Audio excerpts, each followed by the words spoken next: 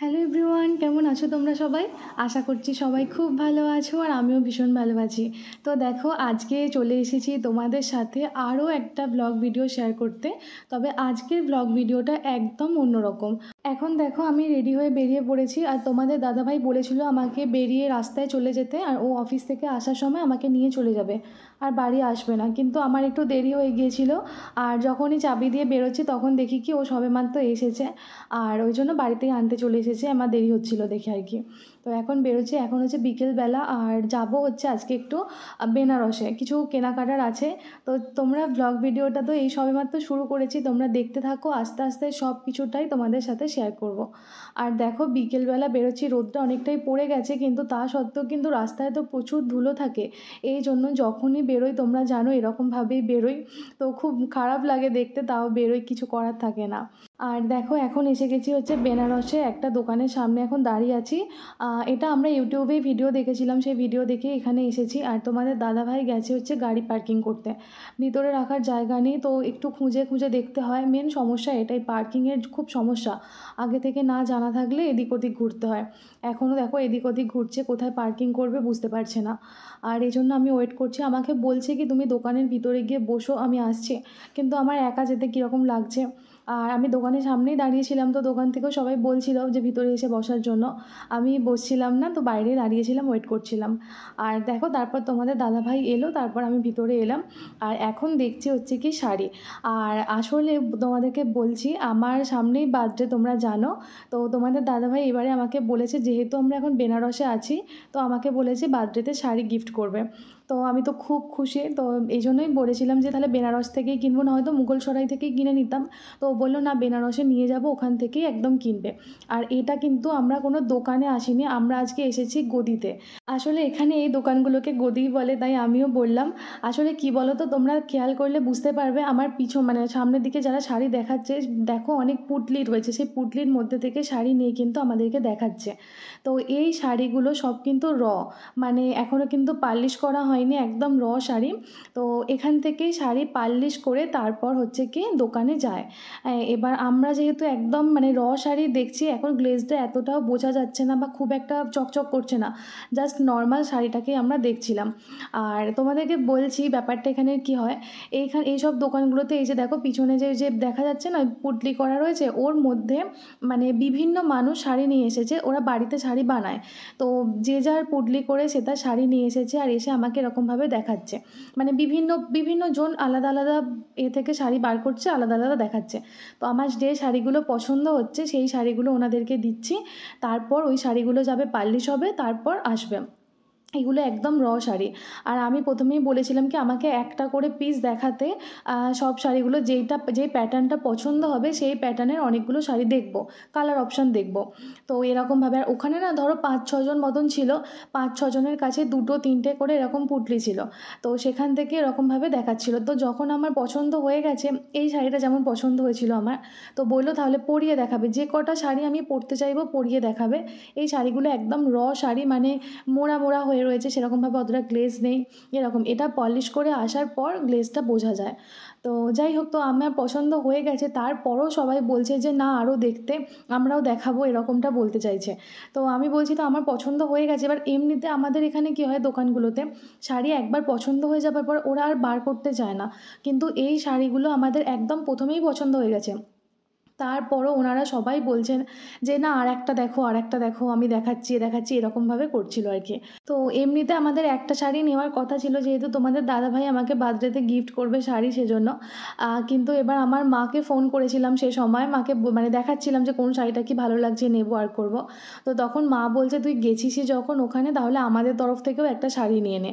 আর সত্যি বলতে কি সবাই মিলে এত দেখাচ্ছিল না, মানে কি বলবো, মনে হচ্ছিলো যেন সব শাড়িগুলোই নিয়ে নিই, এত পছন্দ হচ্ছিলো। সত্যি সত্যি বলতে শাড়ির কোয়ালিটিটাই না একদম আলাদা, সত্যি কথা, মানে এটা একদম সত্যি কথা, কোয়ালিটিটাই আলাদা। আমি ওখানে আমাদের মানে কলকাতায় এরকম শাড়ি আমি দেখিনি।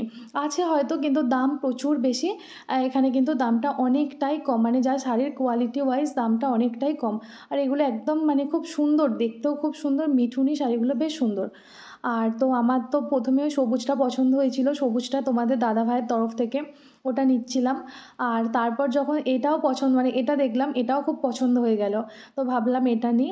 এমনি পছন্দ হয়েছিল, তারপর ওনারা বললেন না দুটো শাড়ি পরে দেখো, আরও শাড়ি পরাতে চাইছিল। তো আমরা বললাম না না, আর বেশি কিছু করতে হবে না, এই দুটো পছন্দ হয়ে গেছে, তোমাদের দাদাভাইয়ের খুব পছন্দ হয়েছে। এবার তোমরা বলো কীরকম লাগছে শাড়ি দুটো আমাকে পরে। তো অনেকেই বলছে কি এটা হালকা কালার, তো এই জন্য তো যাই হোক, আমি একটু হালকা কালার বেশি পছন্দ করি। তো আমাকে একটু তোমরা একটু বলো কীরকম লাগছে পরে আমাকে। এই দুটো শাড়ি, মানে এই শাড়িটা নিয়েছি আমার মা বাপির তরফ থেকে, আর তো ওই সবুজ কালারের শাড়িটা নিয়েছি তোমাদের দাদাভাইয়ের তরফ থেকে। তো তোমরা কিন্তু অবশ্যই জানাবে। আর শাড়িগুলোর দাম মানে আমি মোটামুটি অ্যাপ্রক্স বলে রাখছি, দুটো শাড়ি মিলিয়ে 4,000 টাকার কাছাকাছি দাম নিয়েছে। তবে শাড়ি দুটো ভীষণ সুন্দর, আর দেখো সবাই এরকমভাবে দাঁড়িয়ে আছে। আর কী বলো তো, নিতাম না হয়তো, কিন্তু ওই যে সবাই এত দেখাচ্ছিল আর করছিল, এত ভালো লাগছিল, মনে হচ্ছিলো সবাই তো চায় একটা সেল যাতে হয়, একটা এ হয়, তো সেই জন্যই আরও নিতে মন চাইলো। আর এই যে শাড়িটা এখন কি চলে যাবে পলিশ করতে, আমাদেরকে বললো 1 ঘন্টা পর নিতে। আর দোকানে একটু আধটু কথা হচ্ছিল, তো আমার তো জানোই একটা বাংলা আর হিন্দিতে কথা বলার একটা প্রবলেম রয়েছে। তো সেই শুনে বলছে আমরা বুঝতে পারি, কারণ আমাদের 75% কাস্টমার কলকাতা থেকে আসে, এই জন্য। তো তখন বুঝলাম যে আমাদের কলকাতার যে দোকান রয়েছে সেখানে কিন্তু শাড়িগুলো এখান থেকেই যায়, কিন্তু সমস্যা হচ্ছে কি এখানে দামটা অনেকটা কম, কলকাতায় কিন্তু এতটা কম দামে শাড়িগুলো পাওয়া যায় না, এটাও সত্যি কথা। আর এই যে পলিশ করতে যে সময়টা নিচ্ছে, আমাদের 1 ঘন্টা দিয়েছে। এটা কি অনেক সময় যখন অনেক শাড়ি হয়ে যায় না, তখন 1 দিনও সময় লাগে, 1 দিন পর মানে 1 দিনের মধ্যে আর কি হয়ে যায়। আর তো আমরা দেখো দোকান থেকে বেরিয়ে এসেছিলাম, কি করব, 1 ঘন্টা সময় তো এদিক ওদিক ঘুরে কাটাতে হতো। আর এসে গিয়েছিলাম আমরা কাশি চাট ভান্ডারে। এখন কাশি চাট ভান্ডারের সামনে দাঁড়িয়ে আছি, আর দেখো রাস্তা দিয়ে যখন আসছি, দেখতে দেখতে আসছিলাম, মানে ওই পার থেকে, আর যেই মাত্র দোকানের সামনে এলাম দেখলাম কারেন্ট অফ হয়ে গেল, আর পুরো অন্ধকার। লেখাটাও যে ভালো করে দেখাবো, দেখো পুরো অন্ধকার হয়ে গেছে। আমি এটাই ভাবছিলাম যে উত্তরপ্রদেশে ম্যাক্সিমাম টাইম দেখি কারেন্ট অফ থাকে, তোমাদেরকেও প্রায় দিনই আমি বলি যে আমাদের বাড়িতেও কারেন্ট নেই, কারেন্ট নেই, সকাল থেকে বিকেল পর্যন্ত এরকম বলতেই থাকি। আর এখানেও গিয়ে দেখলাম কারেন্ট নেই, খুব মানে খুব সমস্যা হয় কারেন্টের বিষয়টা। আর আমরা এখন দাঁড়িয়ে আছি, কিছু খাবো, কি খাবো অর্ডার করবে তোমাদের দাদাভাই দেখছিল। আর ও দেখেছে কি এখানে নাকি টমেটো চাট যেটা হয় সেটা নাকি ভীষণ ফেমাস। আর এখানে নাকি নীতা আম্বানি এসেছিলো, উনিও নাকি এখানে বসে টমেটো চাট খেয়ে গেছেন। তো এটাই এখানকার মানে এই কাশি চাট ভান্ডারের সবথেকে ফেমাস খাবার বলতে এটাই। এবার তারপর তো বিভিন্ন রকমের চাট আছে, তোমাদেরকে চাটটা একবার দেখাবো, প্রাইস লিস্টটা দেখিয়ে দেবো, তাহলে তোমরা সব নাম আর দামগুলো সব পেয়ে যাবে। আর এর আগে আমরা যখন একবার এসেছিলাম তখন কুম্ভ মেলা চলছিল, দশাশ্বমেধ ঘাটে এসেছিলাম। তো তখন এত ভিড় ছিল, এত ভিড় ছিল, মানে কাশি চাট ভান্ডারের সামনে দিয়ে রাস্তাতে যেতেই পারছিলাম না, এখানটাতেই মনে ছিল এত ভিড়। তো যাই হোক, এবারে এসে দেখলাম এতটাও ভিড় নয়, তাও ভিড় আছে, এতটাও খুব বেশি ছিল না। তো যাই হোক, আমরা প্রথমে হচ্ছে কি টমেটো চাটটা নিয়েছিলাম, টমেটো চাটটা ট্রাই করে দেখলাম, তো দারুণ খেতে ছিল, মানে এত সুন্দর খেতে, মানে এখন যখন আমি এডিট করছি তখন আবার খেতে ইচ্ছা করছে মনে হচ্ছে।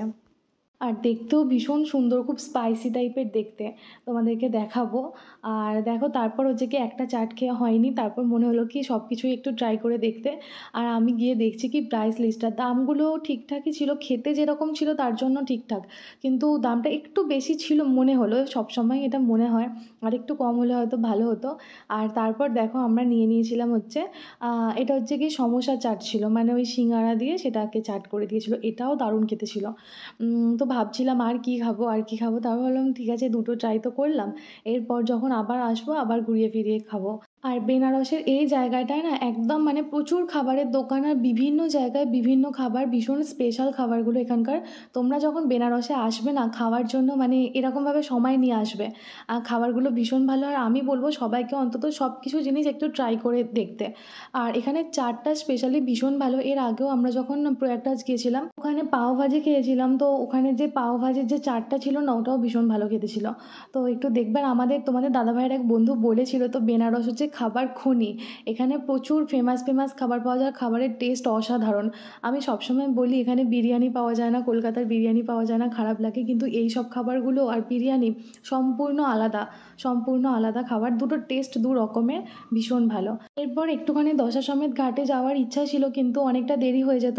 আর আসলে না এখানে দোকানপাট খুব একটা রাত পর্যন্ত খোলা থাকে না, আমাদেরকে সময় দিয়েছিল 1 ঘন্টা। আর আমরা একটু টুকটাক এমনি ঘুরছিলাম, এটা তো খাওয়া দাওয়া হলো এখানে। এরপর হচ্ছে ব্যাক করছি, ওখান থেকে তোমাদের দাদাভাই একটা কি খাবার দেখেছে, মালাই কিছু একটা ছিল, মালাই টোস্ট এরকম কিছু নাম ছিল, দেখেছে, এটা ইউটিউবে দেখেছে। আর সেই অলি গলি দিয়ে কোথায় যাচ্ছে দেখো সেই দোকানটার খোঁজে। আর এখানে না দোকানগুলো দেখে মনে হয় না ছোট বড় কোনটা, একদম ছোট্ট ছোট্ট দোকান, পুরনো দোকান, কিন্তু এত ফেমাস, প্রচুর নাম। আর সেই রকমভাবে দেখেই এসেছে এই যে মালাই টোস্টের দোকানে। এই দোকানটা দেখো, দেখলে মনে হবে কি এটা খুব বড় দোকান বা খুব ফেমাস দোকান, কিন্তু এটা সত্যি খুব ফেমাস দোকান। আর এখানে হচ্ছে কি এসেছে, জিজ্ঞাসা করছে কীরকম কি, আমি ফার্স্ট টাইম এরকম মালাই টোস্ট দেখছি, এর আগে কখনোই কোথাও দেখিনি। আর এই প্রসেসটা খুব সুন্দর ছিল। এখানে হচ্ছে কি 2 পিসের দাম হচ্ছে, শুধু টোস্ট যেটা হয়, শুধু বাটার টোস্ট যেটা দেয় সেটা হচ্ছে 40 টাকায় দুটো, আর যেটা মালাই টোস্ট যে বাটার টোস্ট যেটা হয় সেটা হচ্ছে 60 টাকায় দুটো। তো এটা এত সুন্দর প্রসেসটা, এই যে পাউরুটিগুলো আছে এর মধ্যে হচ্ছে তোমার বাটার দিচ্ছে, মানে আমি এই প্রসেসটাই এত সুন্দর দেখলাম, খুব ভালো লাগছিল এটা দেখতে। আমি নিজেও দেখছিলাম আর তোমাদের জন্য ভিডিও করছিলাম। এই দুটো মানে একটা পাউরুটির মধ্যে মালাইটা দিয়ে বাটারটা দিচ্ছে, দিয়ে ওরকমভাবে শেখা হলো, তোমাদের দেখালাম। আর তার উপরে মালাই দিয়ে দিল। মালাইটা দিলে 60 টাকা দাম হয়, মালাই ছাড়া দিলে হচ্ছে 40 টাকা দাম হয়। আর ওটা খাওয়া দাওয়ার পর এসে গেছি এখন দোকানে শাড়িগুলো নিতে। আর এখানে এসে দেখি কি শাড়িগুলো সেই মাত্র এসেছে, মানে ভাঁজ করছে। আর আমার দেখে এত ভালো লাগছিলো, ফার্স্ট কথা হচ্ছে আমি যখন শাড়িটা দেখেছিলাম পরেছিলাম তখন সেটা র ছিল বলতে কি শাড়িটা একদম মানে সেই মোড়া মোড়া অবস্থায় ছিল, ভালোভাবে মানে ঠিকঠাক ছিল না, কোনো গ্লেজ ছিল না, শাড়িটার মধ্যে একটু পুরনো পুরনো দেখতে লাগছিল সেরকম আর কি। আর এখন শাড়িটা জাস্ট ভাঁজ করছে, আমার এত ভালো লাগছে, একদম পুরো মানে রেডি হয়ে গেছে শাড়িটা। আর দেখো শাড়িটাকে ভাঁজ করলো, তারপর এইভাবে শাড়ির মধ্যে কাগজ দিয়ে রেডি করছে, এইভাবে দোকানে যায়, দোকানে আমাদেরকে এভাবে দেখায়। মানে এই যে জিনিসটা আমি কাছ থেকে দেখলাম এভাবে, মানে সত্যি বলছি ভীষণ ভালো লাগলো, ভীষণ পুরো অন্য রকম একটা, মানে এই যে দোকান মানে শাড়ির যেখানে আসল তৈরি হচ্ছে সেখান থেকে, মানে শাড়ি থেকে এরকমভাবে পলিশ করে শাড়ি নিয়ে যাচ্ছি বাড়িতে, এটা আলাদাই একটা এক্সপিরিয়েন্স, দারুণ লেগেছে। আমরা তো এখানে দোকান থেকে নিই যেরকম একদম ভাঁজ করা থাকে, রেডি করা থাকে সেরকম, কিন্তু এটা দোকানে আসারও আগের জায়গা থেকে আমি নিলাম, খুব ভালো লাগছিল। আর তোমরা যদি চাও আমি তোমাদেরকে ফোন নাম্বার আর অ্যাড্রেস কমেন্ট বক্সে লিখে দেবো, তোমাদের যদি কারো চাওয়ার থাকে কমেন্ট করে জানাবে, আমি কমেন্ট বক্সে দিয়ে দেবো। আর ভীষণ সুন্দর, তোমরা অবশ্যই আসতে পারো।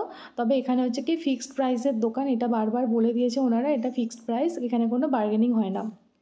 তো শাড়িটা দারুণ ছিল। তোমরা এবার বলবে তোমাদের কেমন লাগলো, আমি তো শুধু বললাম আমার ভীষণ ভালো লেগেছে, তোমরা বলবে মানে কীরকম কী হয়েছে। আর দেখো দোকান থেকে জাস্ট বেরিয়েছি আর টিপ টিপ করে বৃষ্টি পড়তে শুরু করেছে। এমনি সময় কোনো দিন বৃষ্টি হয় না, বাড়িতে থাকি বৃষ্টি হয় না কোনো দিন, আর আজকেই বেরিয়েছি আজকেই বৃষ্টি পড়ছে। তো কি করা যাবে, দেখলাম খুব বেশি বৃষ্টি পড়ছে না, অল্পই পড়ছে, তাই ভাবলাম বেরিয়েই যাব আর দাঁড়াবো না। অনেকটাই যে আসতে হবে, প্রায় আমাদের বাড়িতে আসতে 40 মিনিট মতন বাইকে লাগবে। তো এই জন্যই তোমাদের দাদাভাই ম্যাপ দেখছে কীভাবে কোনটা দিয়ে কি যাবে, কোনটা দিয়ে গেলে শর্টকাট হয়। আমরা বেরিয়ে পড়েছিলাম, তবে মাঝ রাস্তায় পুরো ভিজে স্নান করে গিয়েছিলাম। তো যাই হোক, চলো আজকের ব্লগ ভিডিওটা এখানেই শেষ করছি, দেখা হবে পরের ভিডিওতে। ততক্ষণ পর্যন্ত তোমরা সবাই খুব ভালো থেকো, সুস্থ থেকো আর সাবধানে থেকো। আর যারা এখনও পর্যন্ত চ্যানেলটা সাবস্ক্রাইব করোনি প্লিজ চ্যানেলটা সাবস্ক্রাইব করে দিয়ে পাশে থাকা বেল আইকনটা অল করে দিও। আজকের মতন টাটা, দেখা হবে পরের ভিডিওতে।